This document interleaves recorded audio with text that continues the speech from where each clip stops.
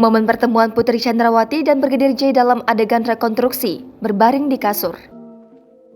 Putri Chandrawati, istri Ferdy Sambo, tampil pertama kali di depan publik dengan status tersangka. Putri Chandrawati hadir dalam proses rekonstruksi kasus pembunuhan Brigadir Yosua Huta Barat alias Brigadir J. Ia mengenakan pakaian serba putih dalam proses rekonstruksi. Putri tak mengenakan pakaian tahanan oranye seperti tersangka lainnya walaupun dirinya berstatus tersangka. Alasannya karena belum dilakukan penahanan terhadap Putri. Putri juga tampak memerankan adegan dalam rekonstruksi tersebut. Tampak Putri Chandrawati dapat berkomunikasi lancar baik kepada tim penyidik, pemeran pengganti Brigadir J, juga tersangka lain. Ia kemudian berbaring di atas kasur sedangkan Brigadir J duduk di bawah.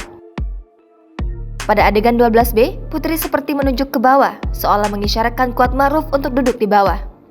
Lantas Kuatmaruf pun memperagakan duduk di bawah di samping tempat Putri Chandrawati berbaring. Dalam adegan ini, tampak juga momen pertemuan Barada Eliezer atau Baradae dengan Brigadir J. Saat datang, Baradae tampak mengenakan pakaian tahanan berwarna oranye serta tangan diborgol. Baradae tampak dijaga ketat oleh polisi, kuasa hukum serta pihak Lembaga Perlindungan Saksi dan Korban atau LPSK. Tampak juga Baradae bertemu dengan dua tersangka lain, yakni Brigadir Ricky Rizal serta Kuatmaruf. Dua tersangka pembunuhan tersebut juga sama-sama mengenakan pakaian tahanan. Tampak Baradae sempat bertatap muka dengan Brigadir RR sebelum memasuki rumah pribadi Ferdy Sambo di Jalan Saguling. Hingga akhirnya mereka bertiga dibawa masuk ke lokasi TKP.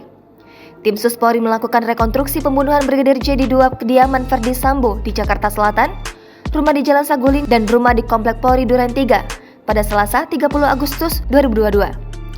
Selain peristiwa di dua tempat itu, polisi juga akan melakukan rekonstruksi peristiwa yang terjadi di kediaman Ferdy Sambo di Magelang. Kepala Divisi Humas Mabes Polri, Irjen Dedi Prasetyo menyatakan bahwa rekonstruksi itu akan memeragakan 78 adegan. Dia menyatakan bahwa rekonstruksi itu mencakup seluruh peristiwa mulai dari yang terjadi di Magelang pada tanggal 4 dan 7 Juli 2022, serta peristiwa perencanaan dan eksekusi tanggal 8 Juli 2022.